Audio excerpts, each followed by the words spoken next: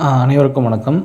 10ஆம் வகுப்பு சமூக அறிவியலில் ஆங்கிலேய ஆட்சிக்கு எதிராக தமிழகத்தில் நிகழ்ந்த தொடக்க கால கிளர்ச்சிகள், இங்கே தமிழ்நாட்டில் நடந்த தொடக்க கால நிகழ்ச்சிகளில் ஓரளவுக்கு கொடுத்துருப்பாங்க. 11th 12th இருக்கிற அளவுக்கு இல்லாமல் ஓரளவுக்கு மீடியமாக கொடுத்துருப்பாங்க. எல்லா எக்ஸாம்ஸுக்குமே, தமிழ்நாட்டில் நடக்கிற எல்லா எக்ஸாம்ஸுக்குமே இது கொஞ்சம் முக்கியமான பாடமாக அமையுது. சரிங்களா, வாங்க பாடத்துக்குள்ளே போகலாம். கற்றல் நோக்கங்கள் பாருங்கள். பாளையக்காரர் அமைப்பும் ஆங்கிலேயர்களுக்கு எதிரான பாளையக்காரர்களின் புரட்சியும்.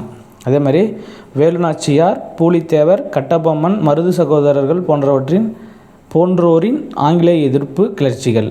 தென்னிந்தியாவில் ஆங்கிலேயரின் அடக்குமுறைக்கு பதிலடியாக அமைந்த வேலூர் புரட்சி. முதல்ல வேலூர் புரட்சி நடைபெற்றது. அதுதான் மிகப்பெரிய அளவில் நடந்த ஒரு புரட்சியாக பார்க்கப்படுகிறது. அது ஸ்டார்டிங்கிலேருந்து லாஸ்ட் வரைக்கும் எந்தெந்த புரட்சிகள் தமிழ்நாட்டில் நடந்தது அப்படின்றதும் பார்க்கலாம். அறிமுகம் பாருங்கள். பிரெஞ்சு படைகளையும் அதோடு தோழமை கொண்டிருந்த இந்திய ஆட்சியாளர்களையும் 3 கர்நாடக போர்களில் தோற்கடித்த கிழக்கிந்திய கம்பெனி தனது அதிகாரத்தையும் செல்வாக்கையும் விரிவாக்கி ஒருங்கிணைக்க தொடங்கியது. இந்த 5 போர்கள் கணக்கு வச்சுக்கலாம். 3 கர்நாடக போர்களும், அதுக்கப்புறம் பிளாசி போரும் பக்சார்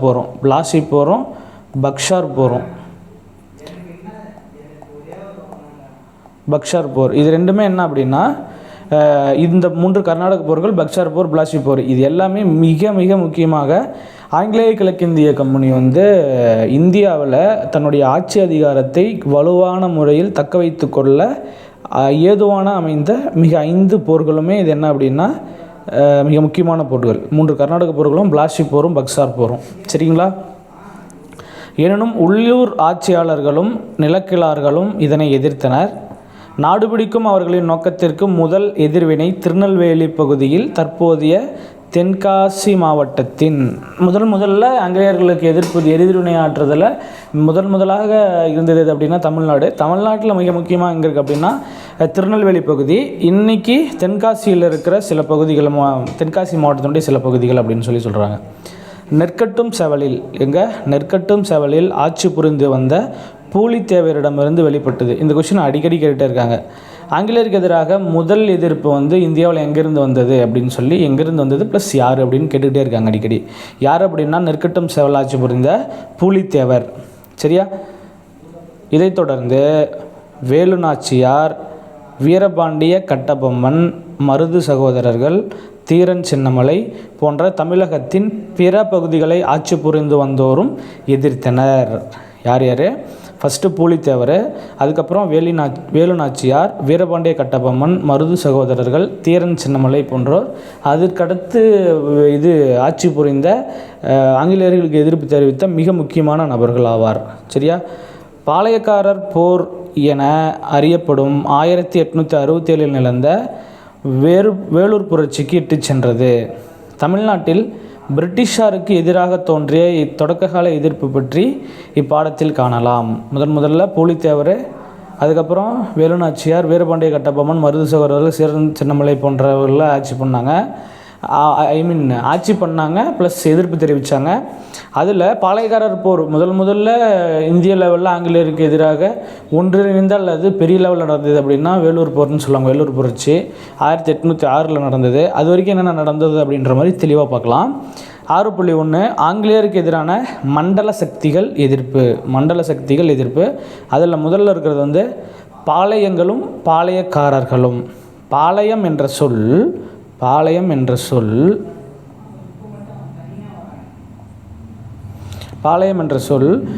ஒரு பகுதியையோ அல்லது ஒரு இராணுவ முகாமையோ அல்லது ஒரு சிற்றரசையோ குறிக்கும். பாளையம் என்பது ஒரு பகுதியோ ஒரு இராணுவ முகாமையோ அல்லது ஒரு சிற்றரசையோ குறிப்பதாகும். பாளையக்காரர்கள் என்ற தமிழ் சொல் இறையாண்மை கொண்ட ஒரு பேரரசுக்கு கப்பம் கட்டும் குறுநில அரசை குறிக்கும். பாளையக்காரர்கள் அப்படின்னா என்னது?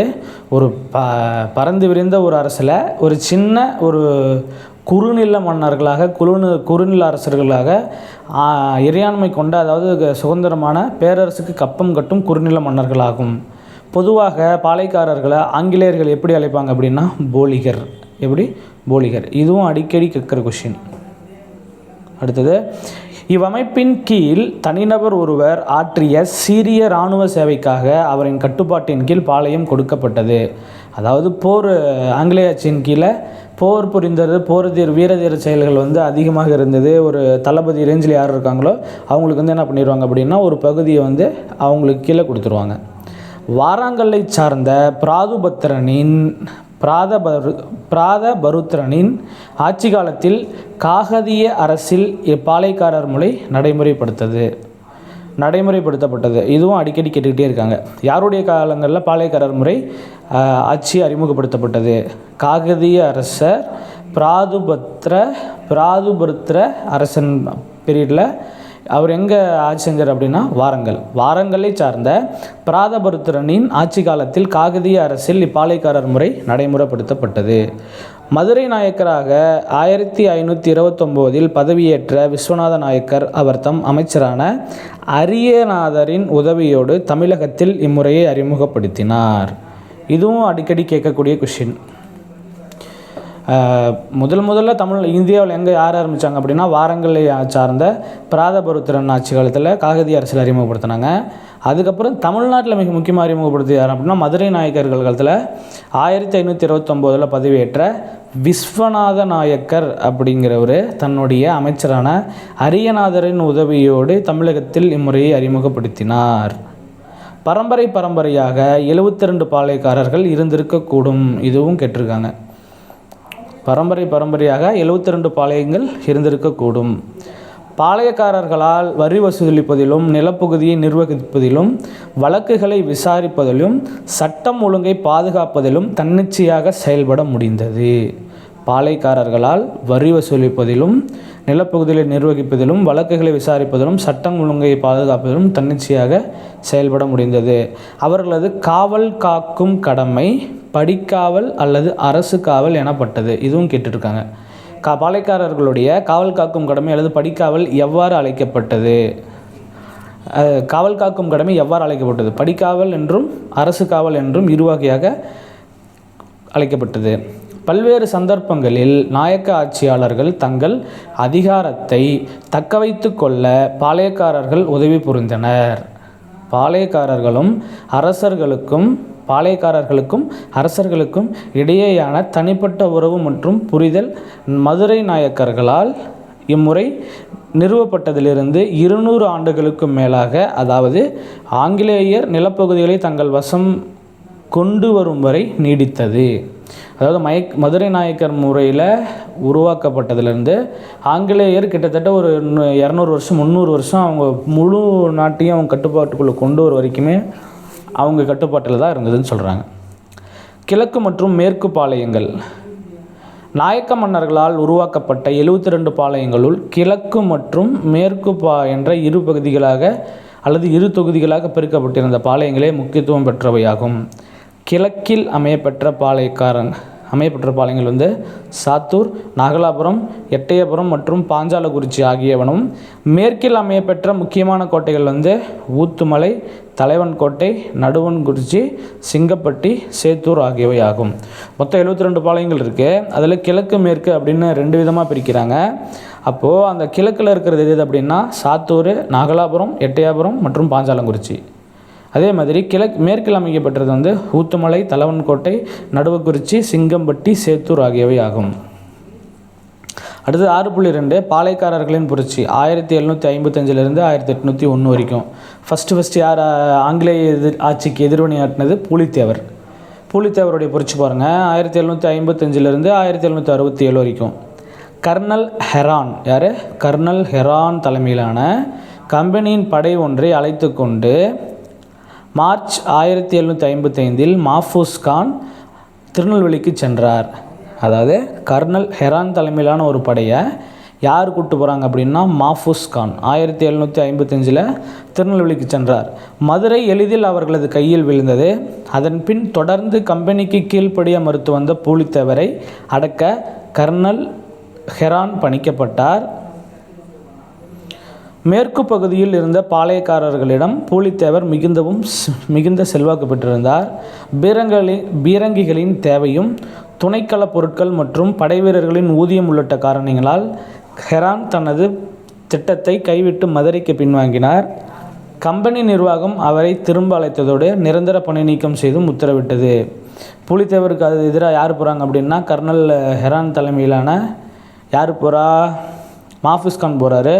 மாஃபூஸ் கான் போகிறன்னா என்ன பண்ணிடுறாங்க அப்படின்னா அவருடைய மதுரை ஈஸியாக விழுந்துருது அவர் கையில். அதுக்கப்புறம் என்ன தான் படைபலம் எல்லாமே இருந்தாலும் எதிர்த்து முயற்சி பண்ண முடியல. அதனால் பின்வாங்கிடுறாரு. பின்வாங்கிறதுனால கம்பெனி நிர்வாகம் வந்து மாஃபூஸ் கான் வந்து திரும்ப பெற்றுச்சு. சரிங்களா. அடுத்தது பிரிட்டிஷ் எதிர்ப்பாளர்களின் கூட்டமைப்பும் நட்பு கூட்டணியும். நவாப் சந்தா சாஹிப்பின் முகவர்களாக செயல்பட்டு வந்த மியானா, முடிமையா, நபிகான் கட்டாக் இதுவும் கேட்டிருக்காங்க. நவாப் சந்தா சாஹிப்பின் முகவர்களாக செயல்பட்டவர்கள் யார்? மியானா, முடிமையா, நபிகான் கட்டாக் என்னும் 3 பத்தானிய அல்லது பிரித்தானிய அதிகாரிகள் மதுரை மற்றும் திருநெல்வேலி பகுதிகளில் பொறுப்பு வகித்தனர். அவர்கள் ஆற்காட்டு நவாபான முகமது அலிக்கு எதிராக மேற்கு பாளையக்காரருக்கு ஆதரவளித்தனர். அவர்களோடு பூலித்தேவர் நெருக்கமான நட்புறவை ஏற்படுத்தி கொண்டிருந்தார். மேலும் பூலித்தேவர் ஆங்கிலேயர்களுக்கு எதிராக போரிட பாளையக்காரர்களின் கூட்டமைப்பு ஒன்றையும் ஏற்படுத்தினார். செவிகரி பாளையக்காரர்கள் நீங்களாக பிற மறவர் பாளையங்கள் யாவும் அவரை ஆதரித்தன. எட்டயபுரமும் பாஞ்சாலங்குறிச்சியும் கூட கூட்டமைப்பில் இணையவில்லை. மேலும் ஆங்கிலேயர்கள் ராமநாதபுரம் மற்றும் புதுக்கோட்டை மன்னர்களின் ஆதரவை பெற்றனர். யார்? புதுக்கோட்டையும் ராமநாதபுரம் மன்னர்களுடைய ஆதரவையை ஆங்கிலேயர்கள் பெறுகிறார்கள். பூலித்தேவர் மைசூரின் ஹைதர் அலி மற்றும் பிரெஞ்சுக்காரர்களது ஆதரவினை பெற முயன்றார். ஏற்கனவே மராத்தியர்களோடு கடுமையான மோதலில் ஈடுபட்டிருந்த ஹைதர் அலியால் பூலித்தேவருக்கு உதவ இயலவில்லை. ஆங்கிலேயர் பக்கம் ராமநாதபுரமும் புதுக்கோட்டை மன்னர்களுடைய ஆதரவு இருக்குது. ஆனால் பூலித்தேவர் வந்து ஹைதர் அலி பிரெஞ்சுக்காரர்களுடைய ஆதரவை தேடுறாரு. ஆனால் மராத்தியர்களுடைய சண்டை ஏற்பட்டுருக்க ஹைதர் அலியால் பூலித்தேவருக்கு உதவ முடியவில்லை. அடுத்தது கலாக்காடு போர். நவாப் கூடுதல் படைகளை மாஃபூஸ் கானுக்கு அனுப்பி திருநெல்வேலிக்கு செல்லும்படி பலப்படுத்தினார். மேலும் கம்பெனியின் 1000 சிப்பாய்களோடு நவாப்பால் அனுப்பப்பட்ட 600க்கும் மேற்பட்ட படை வீரர்களையும் மாஃபூஸ் கான் பெற்றார். மேலும் அவருக்கு கர்நாடக பகுதியில் இருந்த குதிரைப்படை மற்றும் காலாட்படையின் ஆதரவையும் இருந்தது. மாஃபூஸ் கான் கலாக்காடு பகுதியில் தனது படைகளை நிலைநிறுத்தும் முன்பாக திருவிதாங்கூரின் 200 வீரர்கள் பூலித்தேவரின் படைகளோடு இணைந்தனர். கலாக்காட்டில் நடைபெற்ற போரில் மாஃபூஸ் கானின் படைகள் தோற்கடிக்கப்பட்டன. கலாக்காடு போரில் வந்து பூலித்தேவர் ஜெயிச்சிடுறாரு. அதுக்கு மிக முக்கியமான காரணம் என்னென்னா பூலித்தேவருக்கு திருவிதாங்கூரினோட 2000 படை வீரர்கள் வந்து பக்கபலமாக இருக்காங்க. யூசுப் கானும் பூலித்தேவர் தலைமையில் ஒருங்கிணைக்கப்பட்ட பாளையக்காரர்கள் எதிர்ப்பு திருநெல்வேலி பகுதியில் ஆங்கிலேயர் நேரடியாக தலையிடுவதற்கான வாய்ப்பை ஏற்படுத்தி கொடுத்தது. திருவிதாங்கூர் மன்னரின் ஆதரவோடு 1756 முதல் 1763 வரையிலான காலத்தில் பூலித்தேவர் தலைமையிலான திருநெல்வேலி பாளையக்காரர்கள் நவாப்பின் அதிகாரத்தை எதிர்ப்பதையே முழு நோக்கமாக கொண்டிருந்தனர். யார்? 1756லேருந்து 1763 காலத்தில் பூலித்தேவருடைய தலைவரான திருநெல்வேலி பாளையக்காரர்கள் நவாப்பின் அதிகாரத்தை எதிர்ப்பதையே முழு நோக்கமாக கொண்டிருந்தனர். கம்பெனியாரால் அனுப்பப்பட்ட யூசுப் கான் திருச்சிராப்பள்ளியிலிருந்து தான் எதிர்பார்த்த பெரும்பிரங்கிகள் மற்றும் வெடிப்பொருட்கள் வந்து சேரும் வரை பூலித்தேவர் மீது தாக்குதல் தொடுக்க அவர் ஆயத்தமாகவில்லை. பிரெஞ்சு படைகளோடு ஒருபுறமும் ஹைதர் அலி மற்றும் மராத்தியரோடு மறுபுறமும் ஆங்கிலேயர் போரில் ஈடுபட்டு கொண்டிருந்ததால் பீரங்கி படைகள் செப்டம்பர் 1760 தான் வந்து சேர்ந்தன. யூசுப் கான் நெற்கட்டும் செவலில் கோட்டையை முற்றுகையிடுவதற்காக நடத்திய தாக்குதல் 2 மாதங்கள் நீடித்தது. எந்த கோட்டை? நெற்கட்டும் செவலில் உள்ள கோட்டை. 1761 மே 16 பூலித்தேவரின் 3 முக்கிய கோட்டைகள் நெற்கட்டும் செவல், வாசுதேவநல்லூர் மற்றும் பனையூர் யூசுப் கானின் கட்டுப்பாட்டிற்குள் வந்தன. எந்த வருஷம்? 1761 மே 16 நெற்கட்டும் செவல், வாசுதேவநல்லூர், பனையூர் வந்து யூசுப் கான் கண்ட்ரோல் வந்துருச்சு. இதற்கிடையே பாண்டிச்சேரியை கைப்பற்றிய ஆங்கிலேயர்கள் பிரெஞ்சுக்காரர்களின் முக்கியத்துவத்தை முழுவதுமாக குறைத்திருந்தனர். இதன் விளைவாக பிரெஞ்சுக்காரர்களின் உதவி கிடைக்காது என்று இந்த பாளையக்காரர்களின் ஒற்றுமை உடையத் தொடங்கியது. இதையடுத்து திருவிதாங்கூர், சேத்தூர் ஊத்துமலை மற்றும் சுரண்டை ஆகிய பகுதிகள் எதிரணியினருக்கு தங்கள் ஆதரவை அளிக்க தொடங்கின. கம்பெனியின் நிர்வாகத்திற்கு முறையான தகவல் அளிக்காமல் பாளையக்காரர்களோடு பேச்சுவார்த்தை நடத்திய யூசுப் கான் மீது நம்பிக்கை துரோக குற்றம் சுமத்தப்பட்டு 1764 தூக்கிலிடப்பட்டார். யார்? யூசுப் கான். அடுத்தது பூலித்தேவரின் வீழ்ச்சி. கான் சாஹிப் காலமானதைத் தொடர்ந்து நாடிழந்த நிலையில் சுற்றி வந்த பூலித்தேவர் திரும்பி வந்து 1764 நெற்கட்டும் செவலை கைப்பற்றினார். எனினும் 1767 கேப்டன் கேம்பல் என்பவரால் தோற்கடிக்கப்பட்டார். தப்பிச் சென்ற அவர் நாடிழந்த நிலையிலேயே காலமானார். அப்போ பூலித்தேவர் வந்து நாட்டை இழப்பதற்கும் நாடிலிருந்து உயிர் துறப்பதற்கும் யார் காரணமாக இருந்தாங்க அப்படின்னா கேப்டன் கேம்பல். ஒண்டிவீரன் பூலித்தேவரின் படைப்பிரிவுகளில் ஒன்றனுக்கு தலைமையேற்றிருந்தார். பூலித்தேவரோடு இணைந்து போரிட்ட அவர் கம்பெனி படைகளும் பெரும் சேதங்களை ஏற்படுத்தினார். செவிவழி செய்தியின்படி ஒரு போரில் அவரது கை துண்டிக்கப்பட்டதாகவும் அதனால் பூலித்தேவர் பெரிதும் வருந்தியதாகவும் தெரிகிறது. ஆனால் ஒண்டிவீரன் எதிரியின் கோட்டையில் தான் நுழைந்து பல தலைகளை கொய்தமைக்காக தமக்கு கிடைத்த பரிசு என்று கூறியுள்ளார். சரியா? அடுத்தது வேலுநாச்சியார். 1730 1796 வரைக்கும். ராமநாதபுரத்தின் அரசர் செல்லமுத்து சேதுபதிக்கு 1730 அரச குடும்பத்தின் ஒரே பெண் வாரிசாக வேலுநாச்சியார் பிறந்தார். யாருக்கு? ராமநாதபுரத்தின் அரசர் செல்லமுத்து சேதுபதிக்கு எந்த வருஷம்? 1730. இது கேட்பாங்க. வேலுநாச்சியார் பிறந்த வருடம் வந்து 1730. யாருடைய பெண்ணை? செல்லமுத்து சேதுபதியோட குடும்ப வாரிசு. மன்னருக்கு ஆண் வாரிசு இல்லை. அரச குடும்பத்தால் வளரி, சிலம்பம் போன்ற தற்காப்பு கலைகளிலும் கருவிகளை கையாளும் பயிற்சியும் அளிக்கப்பட்டது. ஆண் வாரிசு இல்லாதனால எல்லா பயிற்சிகளும் வழங்கப்படுகிறது. மேலும் அவர் ஆங்கிலம், பிரெஞ்சு, உருது போன்ற மொழிகளில் வல்லமை பெற்றிருந்ததோடு குதிரை ஏற்றத்திலும் வில்வித்தையிலும் திறமையானவராக விளங்கினார். எப்படி கேட்கலாம்? வேலுநாச்சியார் வந்து எந்தெந்த மொழிகளில் திறமை பெற்றவர்? ஆங்கிலம், பிரெஞ்சு, உருது.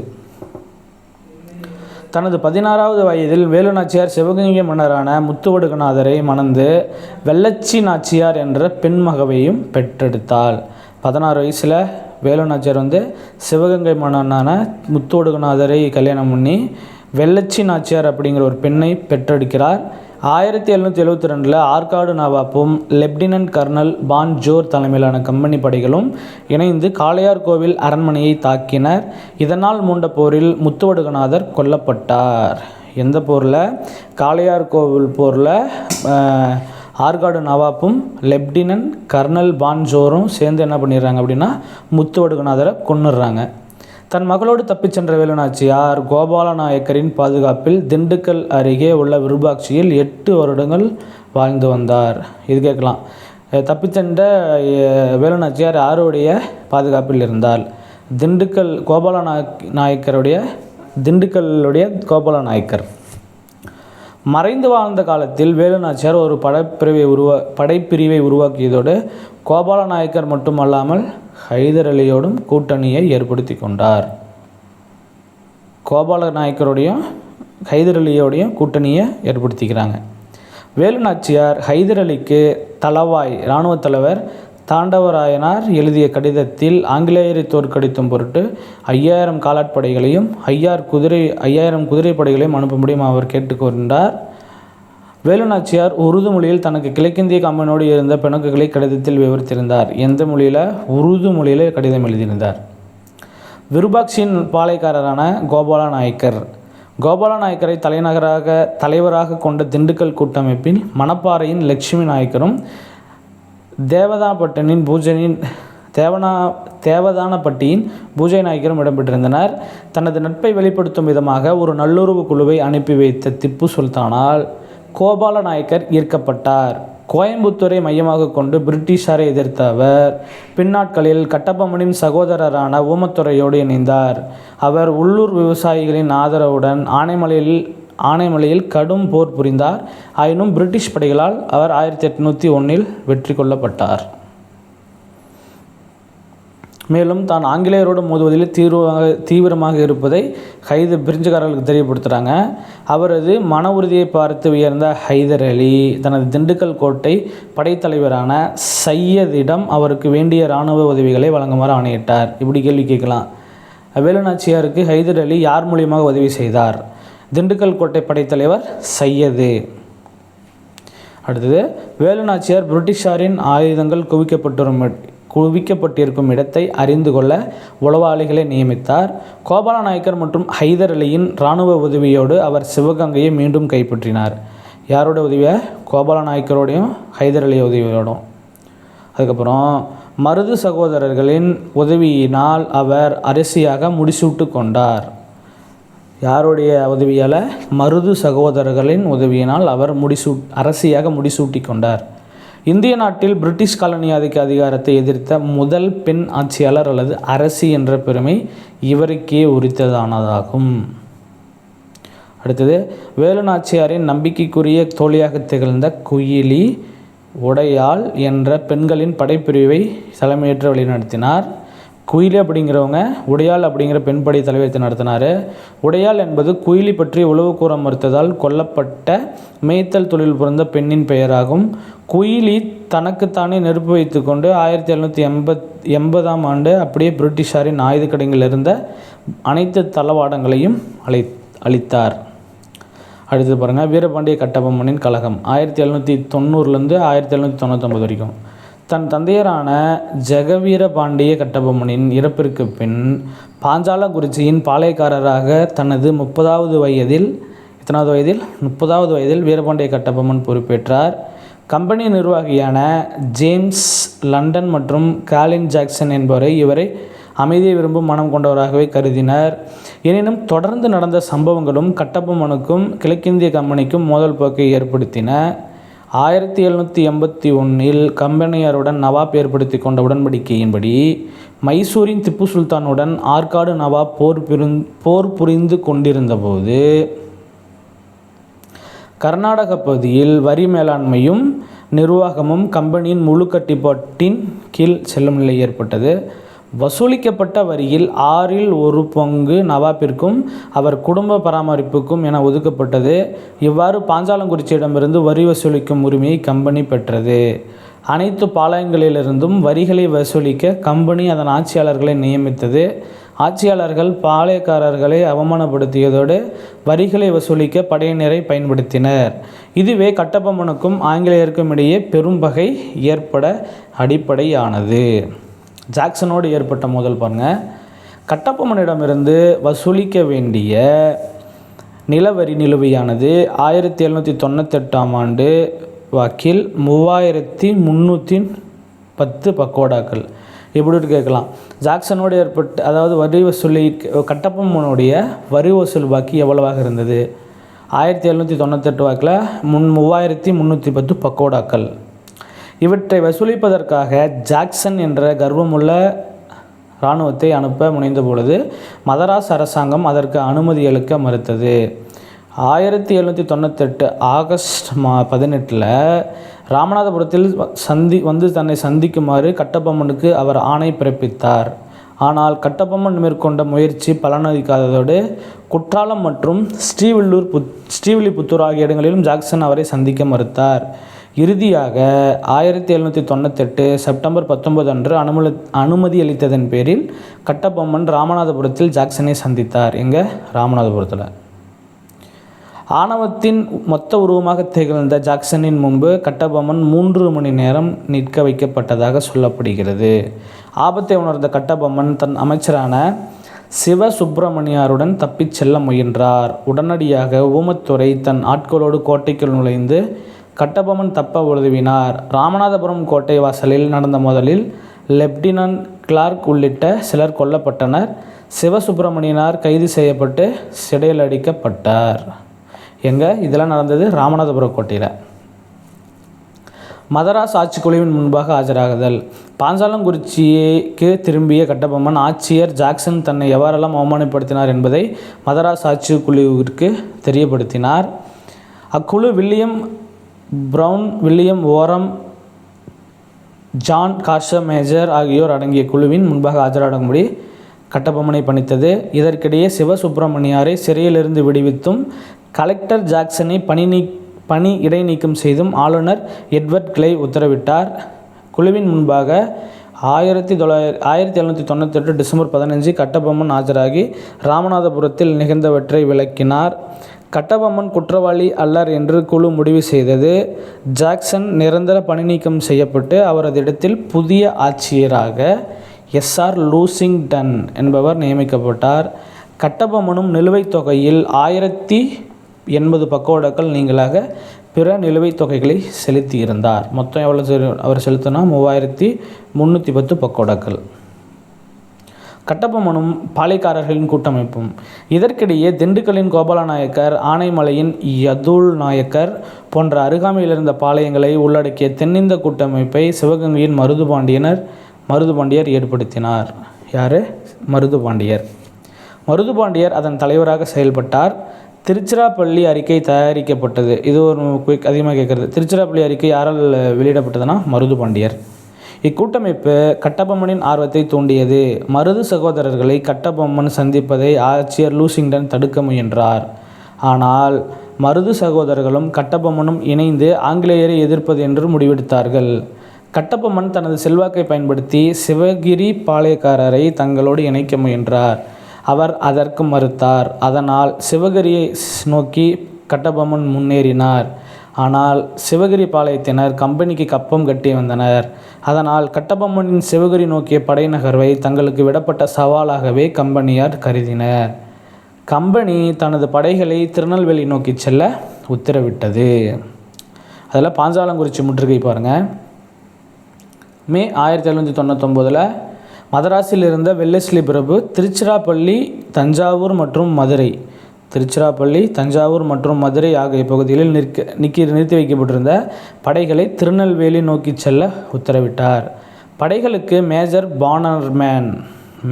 பானர்மேன் தலைமையேற்றால் திருவிதாங்கூர் படைகளும் பிரிட்டிஷ் படைகளோடு இணைந்தன. திருவிதாங்கூர் படைகளும் பிரிட்டிஷ் படைகளோடு இணைந்தது. கட்டபொம்மனை சரணடைய கோரிய நிபந்தனையொன்றை 1799 செப்டம்பர் 1 என்று வழங்கப்பட்டது. கட்டபொம்மனின் பிடிகொடுக்காத பதிலால் மேஜர் பானர்மேன் கோட்டையை தாக்கினார். பானர்மேன் செப்டம்பர் 5 அன்று முழு படைகளையும் பாஞ்சாலங்குறிச்சியில் கொண்டு வந்து நிறுத்தினார். அவர்கள் கோட்டையின் அனைத்து தொடர்புகளையும் துண்டித்தனர்.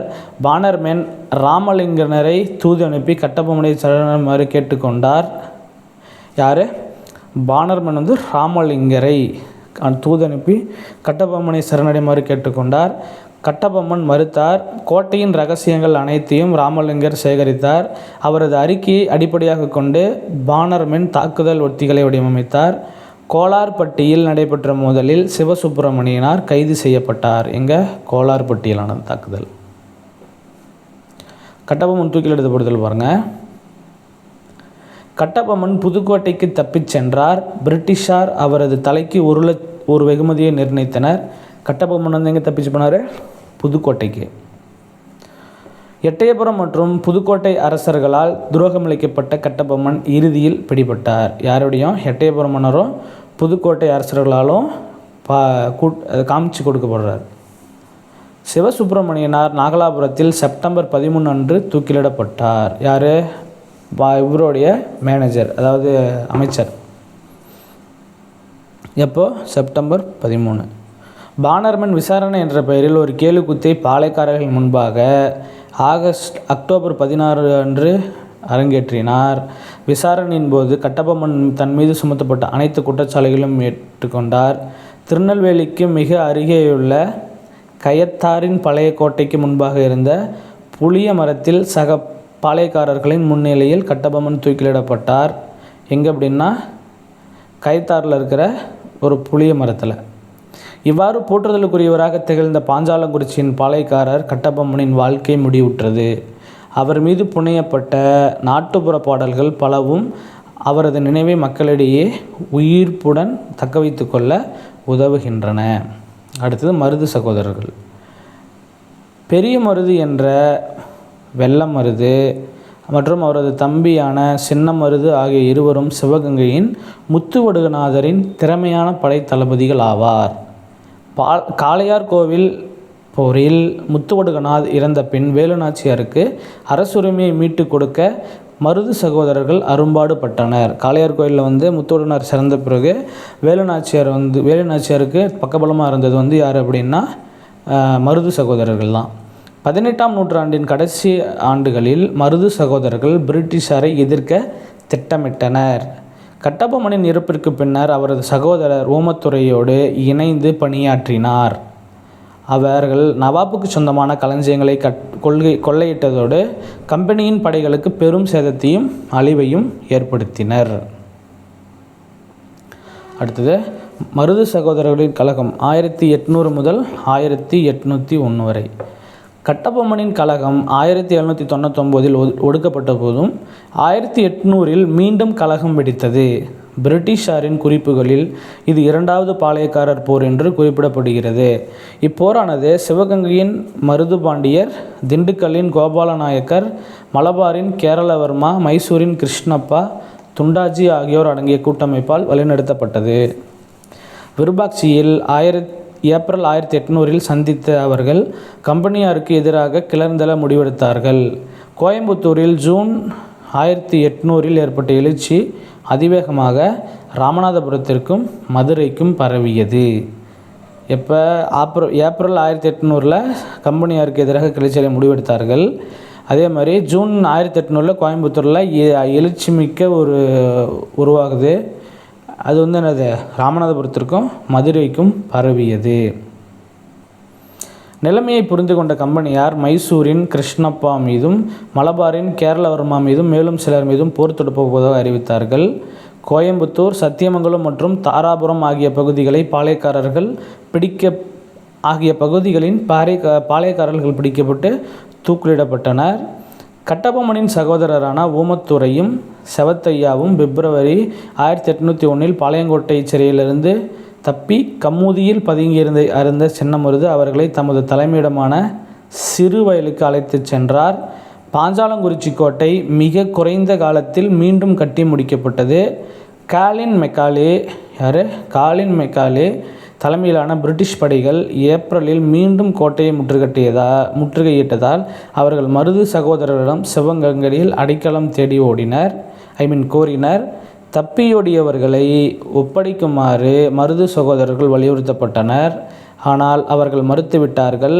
இதையடுத்து கர்னல் அக்னியுவும் கர்னல் இன்னஸும் சிவகங்கை நோக்கி படையெடுத்து சென்றனர். மருது சகோதரர்கள் ஜூன் 1801 நாட்டின் விடுதலையை முன்னிறுத்திய ஒரு பிரகடனத்தை வெளியிட்டார். இதுவே திருச்சிராப்பள்ளி பேரறிக்கை என்று அழைக்கப்பட்டது. ரொம்ப முக்கியமான திருச்சிராப்பள்ளி பிரகடனம் எப்போ இருந்ததுன்னா ஜூன் 1801. இது என்னென்னா நாட்டின் விடுதலை முன்னிறைப்படுத்திய ஒரு பிரகடனத்தை நாட்டின் விடுதலையை முன்னிறுத்தி முதலாக விடுதலை வேணும் அப்படின்னு இந்தியாவில் சொன்னது அப்படின்னா மருது பாண்டியர்கள். அது என்ன அறிக்கைன்னா திருச்சிராப்பள்ளி அறிக்கை. எந்த வருஷம்னா ஜூன் 1801. 1801 ஜூன் 1801 ஆண்டு பேரறிக்கை திருச்சிராப்பள்ளி பேரறிக்கை பாருங்கள். பிரிட்டிஷாருக்கு எதிராக மண்டல, சாதி, சமய, இன வேறுபாடுகளை கடந்து நிற்பதற்காக முதலில் விடுவிக்கப்பட்ட அறைகூவலே 1801 ஆண்டின் பேரறிக்கையாகும். இப்பேரறிக்கை திருச்சிராப்பள்ளியில் அமையப்பட்ட நவாபின் கோட்டையின் முன்சுவர்களிலும் ஸ்ரீரங்கம் கோவிலின் சுற்றுச்சுவர்களிலும் ஒட்டப்பட்டது. ஆங்கிலேயருக்கு எதிராக செயல்பட விளைந்த தமிழக பாளையக்காரர்கள் பலரும் ஒன்று திரண்டனர். சின்னமருது ஏறத்தாழ 20,000 ஆட்களை ஆங்கிலேயருக்கு எதிராக திரட்டினார். யார்? சின்னமருது. வங்காளம், சிலோன், மலேயா ஆகிய இடங்களில் நிறுத்தி வைக்கப்பட்டிருந்த பிரிட்டிஷ் படைகள் விரைந்து வந்தன. புதுக்கோட்டை, எட்டயபுரம் மற்றும் தஞ்சாவூரின் அரசர்கள் பிரிட்டிஷாருடன் கைகோர்த்தார்கள். ஆங்கிலேயரின் பிரித்தாளும் கொள்கை என்ற உத்தி விரைவில் பாளையக்காரர்களின் படைகளில் பிரிவினையை ஏற்படுத்தியது. சிவகங்கையின் வீழ்ச்சி பாருங்கள். ஆங்கிலேயர்கள் மே 1801 தஞ்சாவூரிலும் திருச்சியிலும் இருந்த கிளர்ச்சியாளர்களை தாக்கினார்கள். கிளர்ச்சியாளர்கள் பிரான்மலையிலும் காளையார் கோவிலும் தஞ்சம் புகுந்தனர். அவர்கள் பிரிட்டிஷ் படைகளால் மீண்டும் தோற்கடிக்கப்பட்டனர். இறுதியாக வலுவான இராணுவமும் சிறப்பான தலைமையும் கொண்ட ஆங்கிலேய கம்பெனியே விஞ்சி நின்றது. கலகம் தோற்றதால் 1801 சிவகங்கை இணைக்கப்பட்டது. ராமநாதபுரத்திற்கு அருகே உள்ள திருப்பத்தூர் கோட்டையில் 1801 அக்டோபர் 24 அன்று மருது சகோதரர்கள் தூக்கிலிடப்பட்டனர். மருது சகோதரர்கள் தூக்கிலிடப்பட்ட ஆண்டு 1801 அக்டோபர் 24. ஊமத்துரையும் செவத்தையாவும் பிடிக்கப்பட்டு 1801 நவம்பர் 16 பாஞ்சாலங்குறிச்சியில் தலை துண்டிக்கப்பட்டனர். எப்போ?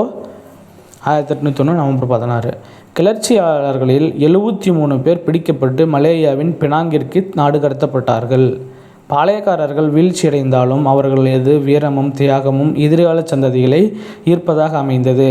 இதனால் மருது சகோதரர்களின் கழகம் தென்னிந்திய புரட்சி என அழைக்கப்பட்டதோடு தமிழக வரலாற்றில் தனித்துவம் வாய்ந்ததாகவும் கருதப்படுகிறது. அப்போ மருது சகோதரருடைய கழகம் தென்னிந்திய புரட்சி என அழைக்கப்படுகிறது. கர்நாடக உடன்படிக்கை பாருங்கள்.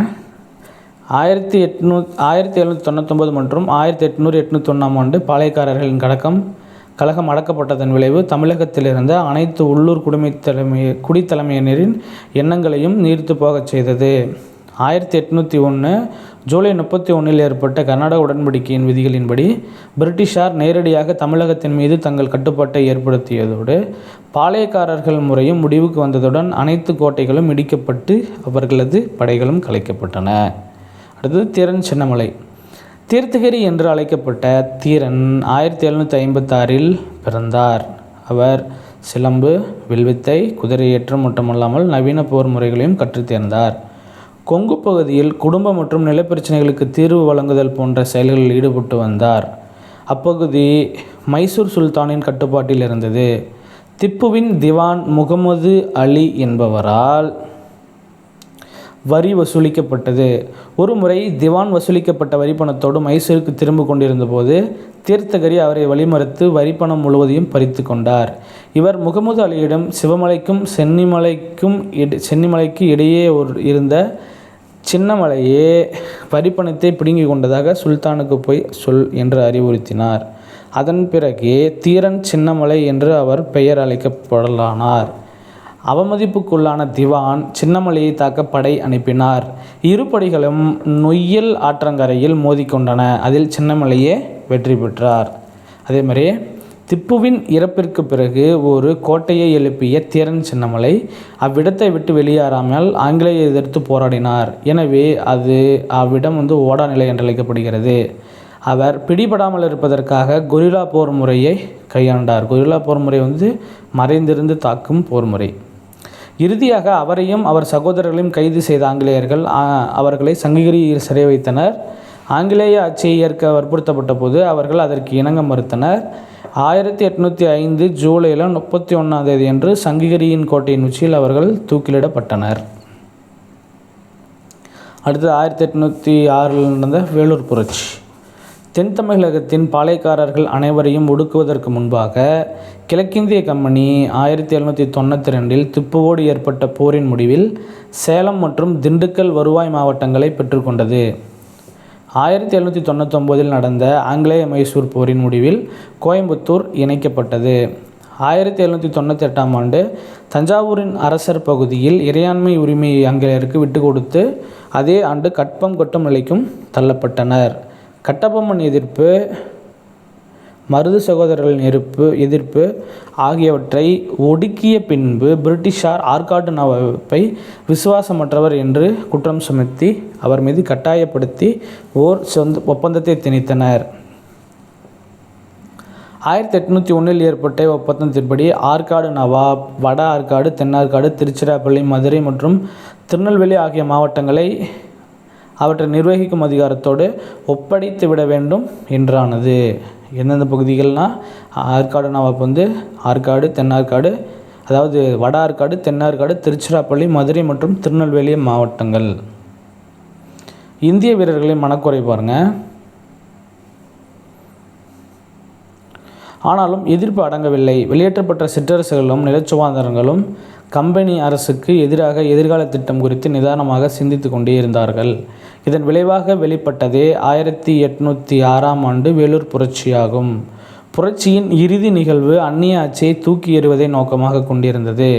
பிரிட்டிஷாரின் இராணுவத்தில் சிப்பாயாக பணியாற்றியவர்களுக்கு குறைவான ஊதியமே வழங்கப்பட்டது. பதவி உயர்வுக்கான வாய்ப்புகள் குறைவாகவே இருப்பது ஆகியவற்றை நினைத்து கடுமையான கோபத்துடனே பணியாற்றி கொண்டிருந்தார்கள். தங்களின் சமூக மற்றும் சமய நம்பிக்கைகளுக்கு ஆங்கிலேய அதிகாரிகள் குறைவான மதிப்பளித்தலும் மேலும் அவர்களின் கோபத்தை வலுப்படுத்தியது. விவசாய பின்னணி கொண்ட வீரர்களின் வேளாண் சிக்கலும் அவர்களை மேலும் சிரமப்படுத்தியது. சோதனை அடிப்படையில் நடைமுறைப்படுத்தப்பட்ட நிலக்குத்தகை முறையில் ஒரு நிலையற்ற தன்மை காணப்பட்டதாலும் 1805 பஞ்சம் ஏற்பட்டதாலும் பல சிப்பாய்களின் குடும்பங்கள் கடும் பொருளாதார நெருக்கடியை சந்தித்தனர். திப்புவின் மகன்களும் அவர் தம் குடும்பத்தினரும் வேலூர் கோட்டையில் சிறை வைக்கப்பட்ட வேளையில் தங்கள் அதிருப்தியை வெளிப்படுத்தும் அந்த வாய்ப்பு கூடி வந்தது. புரட்சி ஏற்படுவதற்கான இயக்க சக்தியாக தலைமை தளபதி சர் ஜான்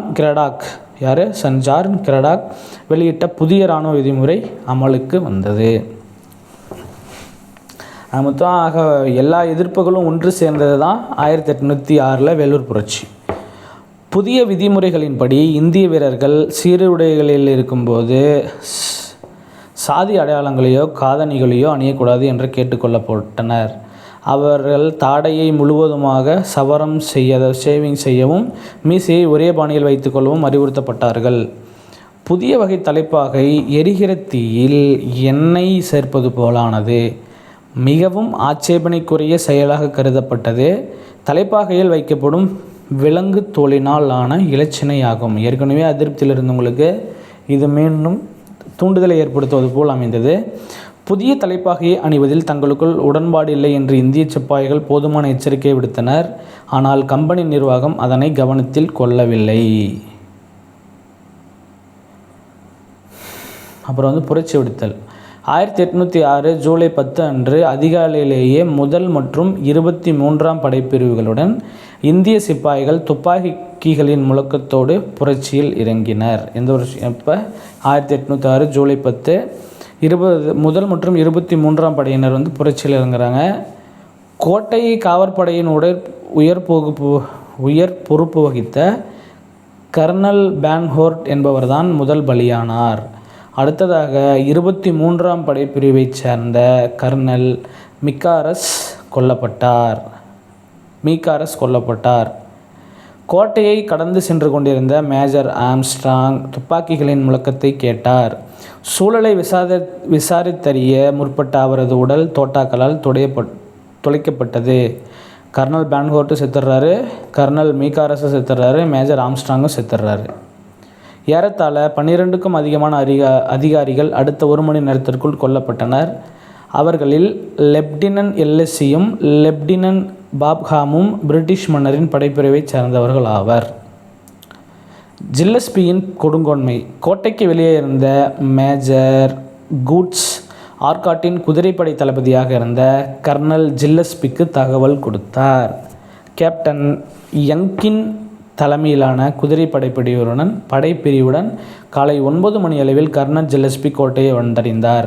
இதற்கிடையே புரட்சிகள் திப்புவின் மூத்த மகனான பதே ஹைதரை புதிய மன்னராக பிரகடனம் செய்து மைசூரின் சுல்தானின் புதிய புலிக்கொடியை கோட்டையில் ஏற்றியிருந்தனர். போர் விதிமுறைகள் எதையும் பொருட்படுத்தாத ஜில்லஸ்பி வீரர்களின் புரட்சியை வன்மையாக ஒடுக்கினார்.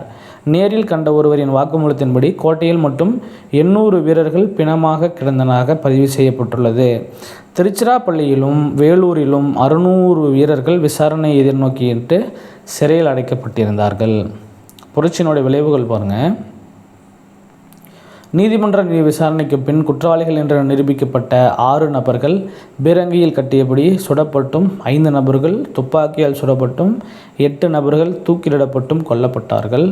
திப்புவின் மகன்களை கல்கத்தாவிற்கு அனுப்ப உத்தரவிடப்பட்டது. கலவரத்தை அடக்குவதில் ஈடுபட்ட அதிகாரிகளுக்கு பரிசு தொகையும் பதவி உயர்வும் வழங்கப்பட்டது. கர்னல் ஜில்லஸ்பிக்கு 7000 பக்கோடாக்கள் வெகுமதியாக அளிக்கப்பட்டது. எனினும் தலைமை தளபதி ஜான் கிரடாக்கும்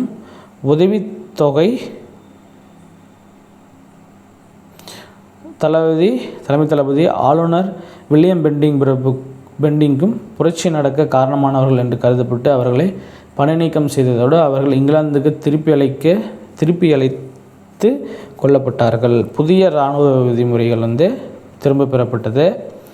புரட்சி பற்றிய ஒரு மதிப்பீடு பாருங்கள். வெளியிலிருந்து உடனடியாக எந்த ஒரு உதவியும் கிடைக்காத காரணத்தினாலேயே வேலூர் புரட்சி தோல்வியுற்றது.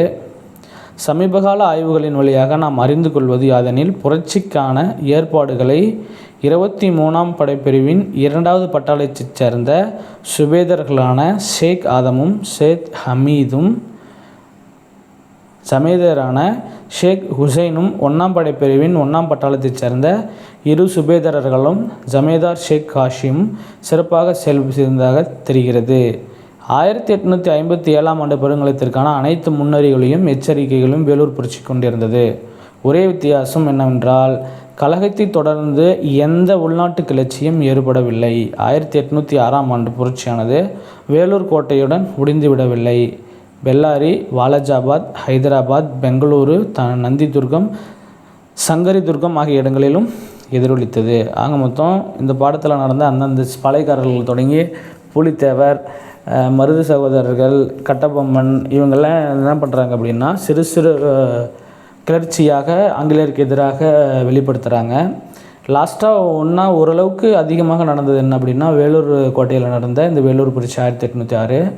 அது ஒரு ஸ்டார்டிங்கில் ஜெயித்தாலும் அதுக்கப்புறம் போக போக கர்னல் ஜில்லஸ்பினால் என்ன பண்ணிடுறாங்க அப்படின்னா, மக்கள் அதாவது வேலூர் கோட்டையில் இருந்தவங்க தோற்று போயிடுறாங்க. இருந்தாலுமே இது 1857 பெரும்புரட்சிக்கு ஒரு முன்னோட்டமாக அமைந்தது. சரியா? தேங்க்யூ.